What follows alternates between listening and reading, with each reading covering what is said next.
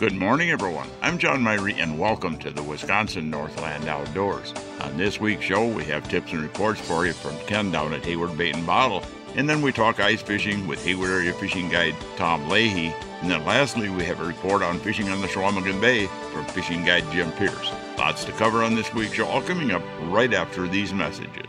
The Hayward area is a true snowmobile mecca with over 600 miles of groomed trails. In the middle of it all, you'll find us at Hayward Power Sports. We're open from 9 until 5:30, Monday through Saturday, with sales, service, parts, and rentals. Plus on Sundays, we're open for rental pickup and drop-off only from 9 to noon. Hayward Power Sports has 14 people staffing our parts and service departments Monday through Saturday. With state-of-the-art computer diagnostics and the most highly trained techs, nobody can get you back on the trail faster. Plus, with over $1 million parts inventory, we're likely to have your parts in stock. Hayward Power Sports is your Polaris and Skidoo dealer with the region's best selection of new and used sleds. Plus, our showroom is packed full of garments and accessories. Check out Polaris, Skidoo, Castle, 509, and Climb. Find Polaris, Skidoo, and Castle helmets and necessities like wear rods, belts, Hyfax, and oil. Want to get back on the trail fast? Come see Hayward Power Sports. Just 10 minutes east of Hayward on Highway 77 or online at haywardpowersports.com. Riding along in my automobile. Bumping into things unexpectedly? Make your first choice for collision repair. Ernie's Auto Body, featuring the most advanced collision repair facility in Northwest Wisconsin. With a state-of-the-art spray bake down draft paint booth for that better-than-new finish, laser technology for precision frame alignment, loaner cars available, computerized estimates, written guarantees, and documented unmatched customer service, the clear choice is Ernie's Auto Body, south of Hayward on Highway 63 and Nursery Road, where quality is no accident. Lynn's Custom Meats and Catering welcomes you to stop by for their great lunch menu. And while you're there, Lynn's also has a great selection of custom-cut meats and sausages, as well as many varieties of snack sticks, jerky, fresh cheese curds, and much more. Lynn's is open Mondays through Fridays from 9 to 5:30 and 9 to 4 on Saturdays. Lynn's Custom Meats and Catering in Hayward. We're recording this week's show down at Hayward Bait and Bottle, and I'm sitting here talking to Ken, or in one of the ice shacks where we're comfortable sitting down as we're talking. What are you hearing as far as the fishing out there? I know ice conditions are kind of all over the board out there right now.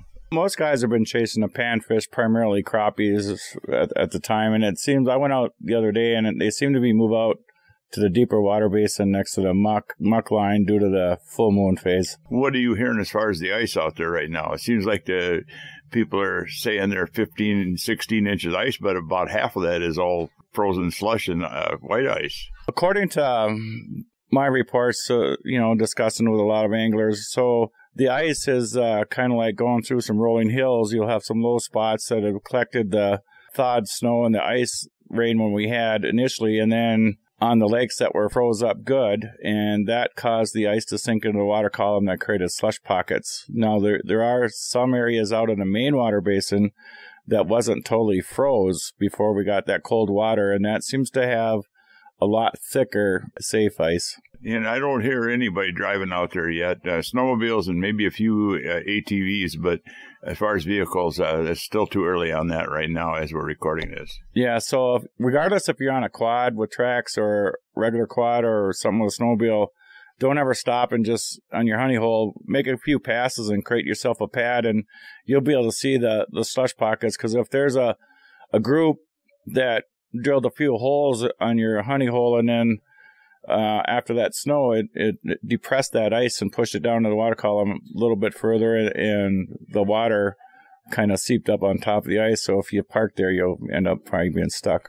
You mentioned that people are going after the crappies and bluegills. What have they been hitting on? Have you been hearing? I went out the other day, and I didn't have any minnows, but they wanted small tungsten jigs with one waxy, and we caught quite a few 12, 14 inchers. Yeah, waxies, and, I tell people don't overlook little tiny spoons, too, like little Castmasters. Bluegills, especially with a waxy on that little treble hook, it seems like sometimes that's an absolute killer for bluegills. Yeah, actually, I did catch a few crappies on the clam pin minnow. You heard anything on walleye fishing? That usually typically really slows up as far as the reports this time of the year. Is that what you're seeing here? Or? Early ice out, ice up, they caught quite a few walleyes on tip-ups on the weed lines. the last couple of weeks after that deeper snow, they may or may not have moved out deeper, but I would suspect they'd be close to the weed line. Anything on pike, have you heard at all? Some of the smaller lakes with deep coontail, in that 16 to 22 feet, pike bite's been good. And the other thing, too, is perch. I know perch fishing out there has been picking up. I've been hearing some good reports on the perch. Not a lot of real big perch, but, 8 and 10-inch perch, that's a good filletable size perch. And there's a lot of lakes where they're starting to catch them around any of the deeper weeds right now. Yeah, Grindstone is a good lake to take the kids out to catch a bunch of perch. You're not going to land very many 14, 15 inches, but you get a lot of 9 to 12s. Well, I know we've got a lot of winter left here yet. Hopefully our ice conditions seem to get a little bit better out there. I mean, you're getting a lot of people going out, aren't you? Well, the more traffic with the snowmobile trails now open, the more traffic out there, the more susceptible you'll be able to get, regular four-wheelers out there on the ice, that you have a path to get out there instead of getting stuck in the slush. Or even walking out there. But that one thing, too, I should say, is if you've got a UTV or you've got an ATV or snowmobile, you go and don't assume that the conditions you find on that trail are going to be the same as there are every place else in the lake, because you actually get it froze down where the trail is with the traffic on it. So you've got a high spot there. You may pull off to the side and be in a bunch of slush. So be cognizant of that. Very true. This goes back through history. They used to make a lot of ice roads so they could pack more weight on the areas that they were traveling, and it does freeze the ice a lot thicker. I know down here at the shop, you guys pretty much you got everything that they need for fishing out here right now? Yep. Right now we have a sale going on our ice shelters that are priced assembled, and then we have quite a few different augers to choose from. And you're starting to get stuff in for open water here pretty quick, too, and there'll be a bunch of new products that'll be released here as we get into the new year here. Yeah, since the supply chain got kind of messed up, we decided to have products shipped early. So we've been spending any free time we have to get set up for spring set. We expect Rapala order to be in here within a week. A lot of interesting stuff going on, and the way I look at it, I like to count the weeks before open water, and we're only, 10, 11 weeks probably before open water now, so it seems like when you count weeks, it goes quicker than if you count months. Yeah, talking about the sun, we're going to gain, 2.5, 3 minutes of daylight each day, and last couple of days we got to see sun, and hadn't seen the sun in a couple of weeks. Well, Ken, I want to thank you for taking the time with our listeners here. All right, thank you, John. Well, folks, we need to take a break right now and hear from some of the fine sponsors that make this show possible every week. When we come back, we'll be talking ice fishing with Hayward Area Fishing Guide Tom Leahy. So stay tuned. We'll be back right after these messages.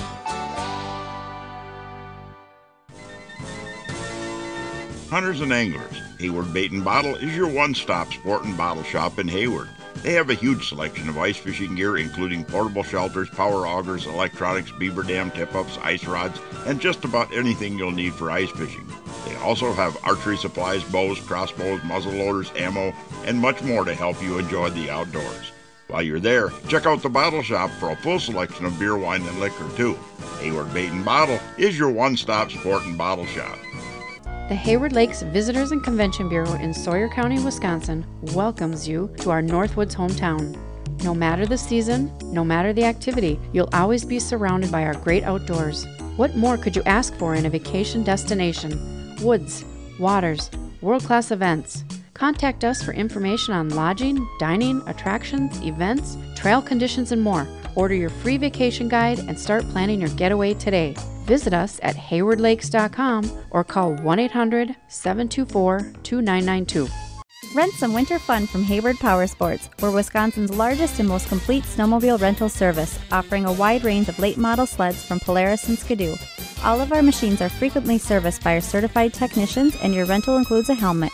Plus, you'll be able to ride out the gate with access to 600 miles of groomed trails. To rent your winter fun, go to haywardpowersports.com, give us a call, or visit Hayward Power Sports, just 10 minutes east of Hayward on Highway 77. At Hayward Power Sports, let's have some fun! Welcome back to another segment of this week's Wisconsin Northland Outdoors, and this part of the show is brought to you by the Hayward Lakes Visitor and Convention Bureau. For more information on lodging and vacationing here in the Hayward Lakes area, check out their website at haywardlakes.com. Well, folks, one of the guides that I get on here quite often is Hayward Area Fishing Guide Tom Leahy. Had a chance to talk to Tom the other day on the phone about the ice fishing. Tom, I know you've been out doing some ice fishing. Good to have you on the show here, and we'll talk a little bit about ice fishing. Yeah, thanks, John, for having me. You know, we've had the craziest weather this winter so far, and ice conditions out there are okay, but they're marginal. If you want to walk on foot or you want to take a snowmobile, you can move around if you want to put up with the slush, but as far as bigger vehicles, definitely not cars and trucks out there. No, it's not one of them years, for example, like last year, this time. Yeah, we had a foot of, real clear, nice ice probably, and guys were starting to think about, side-by-sides or small trucks and stuff like that. But this year it's definitely different. It's walking out, maybe using a snowmobile if it's appropriate, and that's what it's been. It's slushy, all the snow that we've been getting, and the ice, some lakes, it is a foot. However, half that ice is that white or layered ice, even slush layers, and then there's, you get and drill some holes and it gets all slushy on top too. You gotta take that into consideration when you're getting out, looking at your ice first and, thinking smart, using good sense. You bet. Well, slush too. I mean, you mentioned the slush, and I'm getting reports of quite a bit of slush in some spots. You'll hit pockets where the slush is actually pretty darn deep. Yeah, so I was fishing a Clearwater lake and using a snowmobile. There was 9 inches, which was good. So it was definitely safe to do that. But as you were going, you'd hit these 50-yard stretches of slush. Just pure slush water. And if I would have had a four-wheeler or even a snowmobile with a narrower track, I probably would have got stuck in those. So. Well, a lot of the newer snowmobiles will go over the top if you got a crust on top and you're moving, but if you start to feel that back end getting squishy down there, don't slow up or stop. You get stuck in that stuff, it's horrible. I've been stuck in that stuff several times over the, many, many years I've been on snowmobiles, and you don't want to go there because it's a big chore getting out. Yep, a lot of pulling. Yep, and snowmobiles get really, really heavy when the track suspension gets full of slush. Let's talk about the fishing a little bit, Tom. I mean, I think a lot of people are concentrating on the panfish right now as we get, into January here. Yeah, John, and the panfish bite has been good, decent. I haven't done exceptionally amazing or anything. A lot of it is too, getting the spots is a little harder. Some of the lakes, now I'm just fishing lakes that I wasn't able to fish before. So, checking new spots. But yesterday we found some weed lions, got some perch, cruising, hanging out in them weeds. That was decent. Crappies. Been getting some basin crappies, getting some shallow ones, suspended. And but that bite's been interesting too some days. Using a jig and a waxy. It just ain't that great, so you gotta kind of experiment, try to find maybe a unique jig or something different out of the box and try a plastic with no waxy, and then that might be better, or minnows. So it's been kind of hit and miss on some of the lakes too.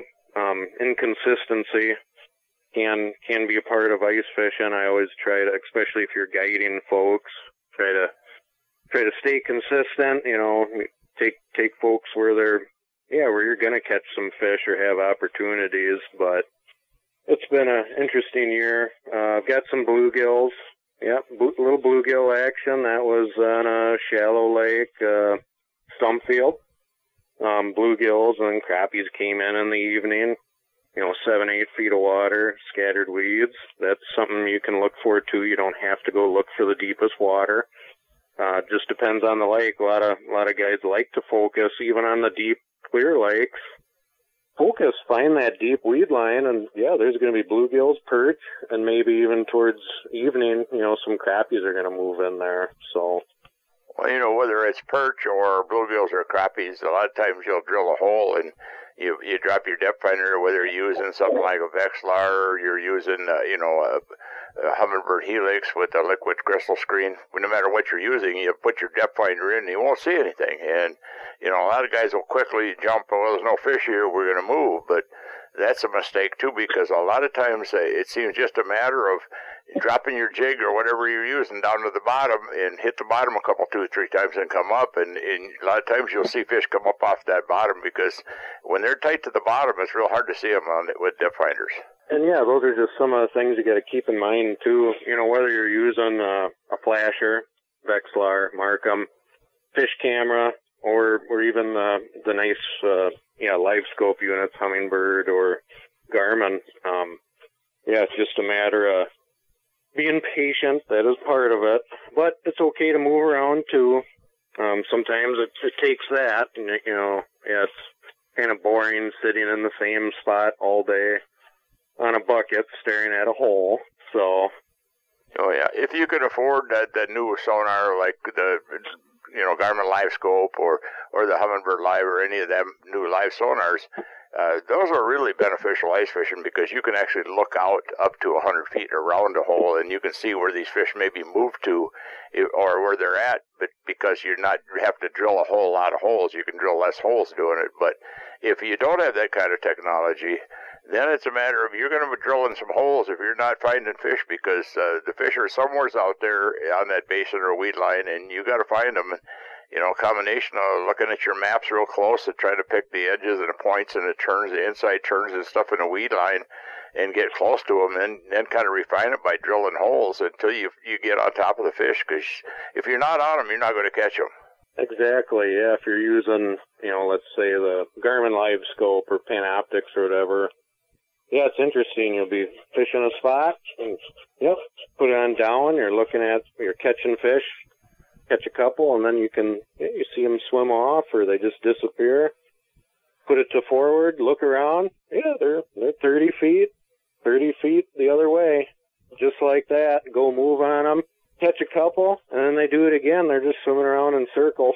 But it's cool. It's cool seeing them. That's for sure. Well, fish, people need to realize, too, some people don't quite think about that, but there's some fish that will stay on structure. If they got something like a fish crib or a brush pile or a boulder pile or something like that they're relating to, they'll camp on that sometimes, and they'll stay right close to there, and, they won't move around. If you're sitting over them, you can catch them. But if you're fishing, where you don't have that major structure, sometimes just a weed edge or you got a hard to soft bottom transition on the edge of the drop off there, those fish are moving. They're roaming. They're moving around all the time, and they don't quit biting. You catch 2 or 3 of them, and they didn't quit biting. They just moved, and you're just not in front of the fish.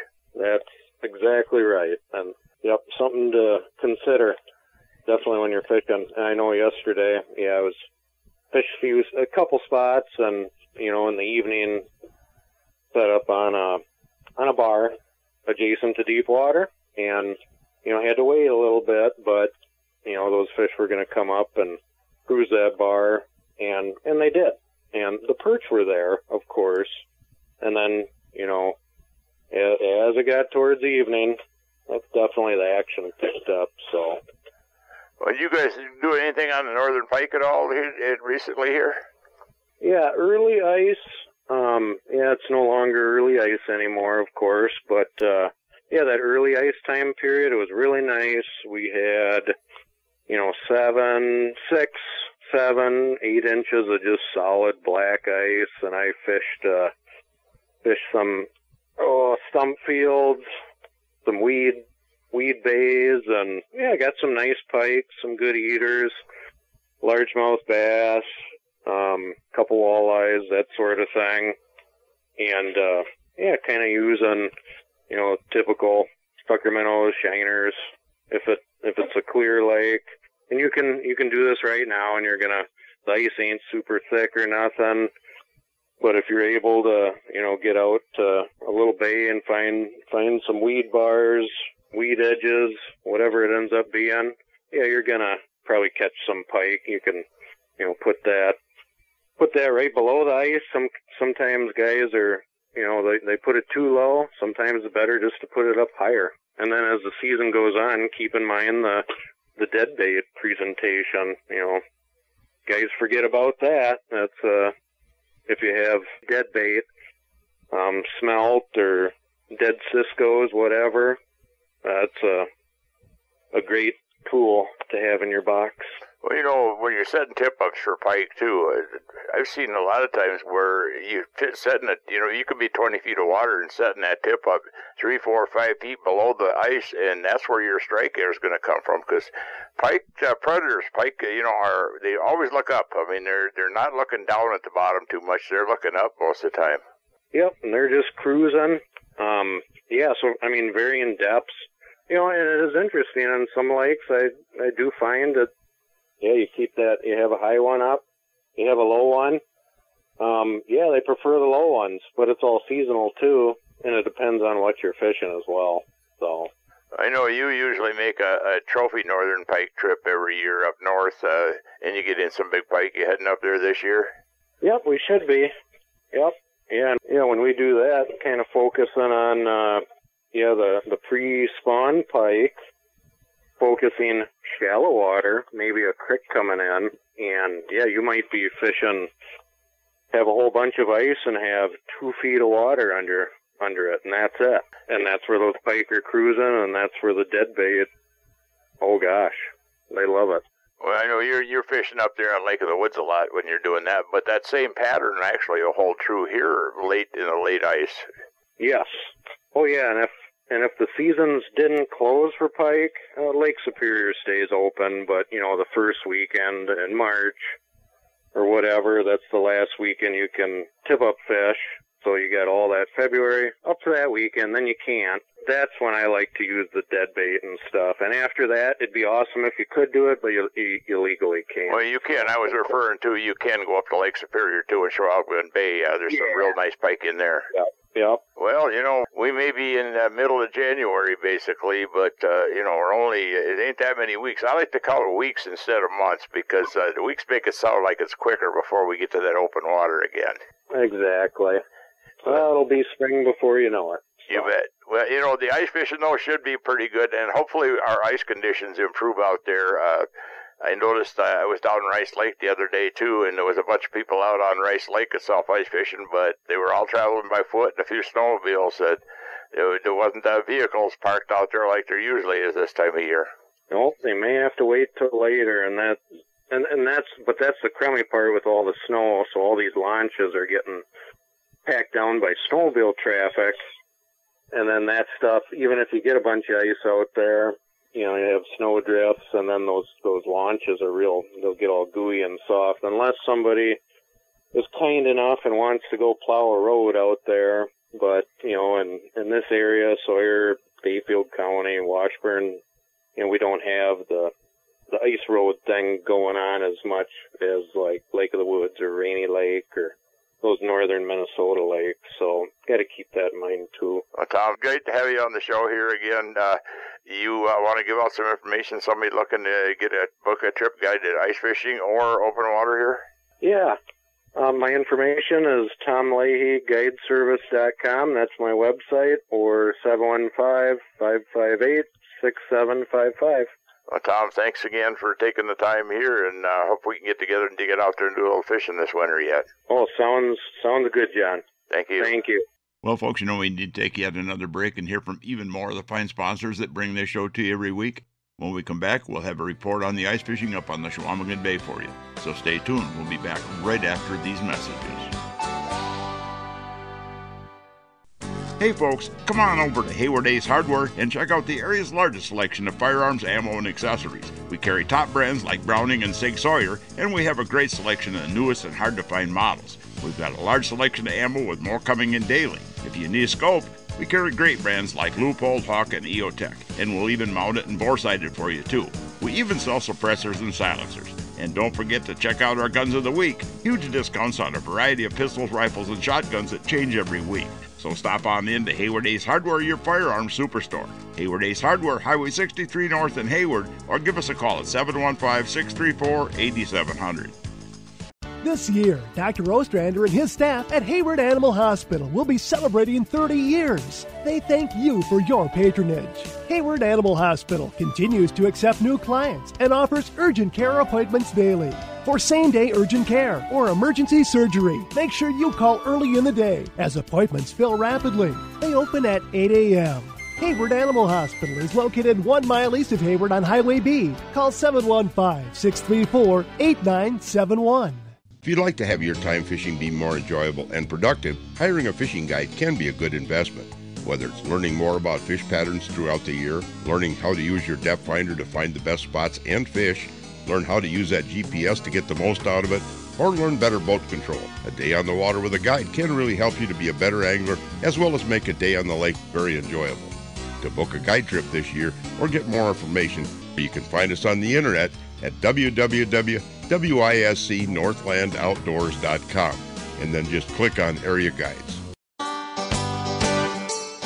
Welcome back to the last segment of this week's Wisconsin Northland Outdoors. And folks, you know, one of the areas around here that a lot of people head for ice fishing is up on the Chequamegon Bay of Lake Superior and on the Big Lake. On this week's show, we've got a report on fishing up there from fishing guide Jim Pierce. Jim, good to have you on the show here. Talk about the Big Lake. Yeah, thanks for having me. So up in the Big Lake right now, we have some issues with some ice coming in and going out. It's kind of sketchy, but if you can get out there, fishing's pretty good right now. Ice everywhere is kind of sketchy, I think, right this year. But you've got some places the ice is fairly decent then? Yeah, if you're heading off of Sunset Beach over by the Ordock on the Ashland side, you do have one spot where another guide broke through the ice a little bit, and he's got it marked out there. But if you stay between that and the Ordock, you'll be able to see as you're heading north. You'll be able to come right out there and get out on the ice. If you're heading out of Angler's All, so far that one's holding up pretty good. There's a little bit of slush as you first come out, but then once you get out there, you're good.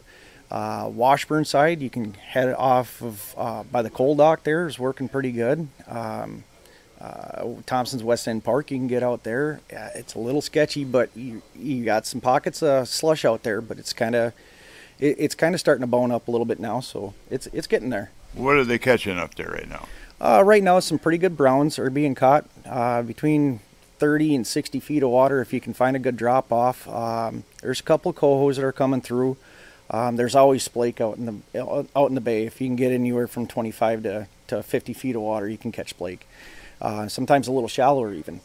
The whitefish are always out there. If you can find them, that's a good fun day. If you can find a good school of them and stay on them, that's a good day right there. And right now it's the herring that are coming through, the smelt. If you can find a good bait fish, you're going to find fish that are following behind it. So your secret out there right now is to try and find a smelt, try and find where the bait they're coming through at, and that's where you're going to find your big browns, a couple of your cohos. Even some of your bigger lakers right now are still in the bay. You don't have to head out deep yet. Are you hearing anything on the other fish like walleyes and pike and stuff up there at all? Yes, I have some good friends that have been catching some walleyes. I personally have caught a couple of walleyes over by the Ashland side. You look for a good hump or a good drop with some good weed coverage nearby. You're looking for something around 20 feet of water or so. 14, about 20 is usually where I hit for walleyes. Yeah. And the pike, anything there? Pike, honestly, for pike, I go out to Second Landing. If you find a weed bed out there, throw some smelt down, you'll catch pike. You bet. I mean, it's a blast. It's a good day for tip-ups on a good, bright, sunny day. Well, Jim, I want to thank you for taking the time here with our listeners out there. Anybody wants information on your guide business up there? Okay, so my email address is jimpierce1980@gmail.com. My phone number is 715-208-4096. Honestly, text messages work better because either I'm out in the woods or out in the water. And that's honestly the easiest way to get a hold of me, and we can figure it out from there. Thank you. Yeah, thank you very much. Well, folks, we're about out of time for this week's show. I'd like to remind everyone out there that if you miss a show, go to our website at wnoradio.net. From there, you can link to our podcast site, and the show is also on Spotify and Google Podcasts every week. And also, if you're looking for information on vacationing and lodging here in the Hayward Lakes area, check out the Hayward Lakes Visitor and Convention Bureau website at haywardlakes.com. Thanks for listening, folks. We're out of time, and we'll be back again next week with another interesting show for you. Listen with me, I'm gonna take you there to our Wisconsin outdoors, our Wisconsin outdoors. This program has been produced and hosted entirely by Wisconsin Northland Outdoor Communications. Any and all views expressed are not necessarily those of the station.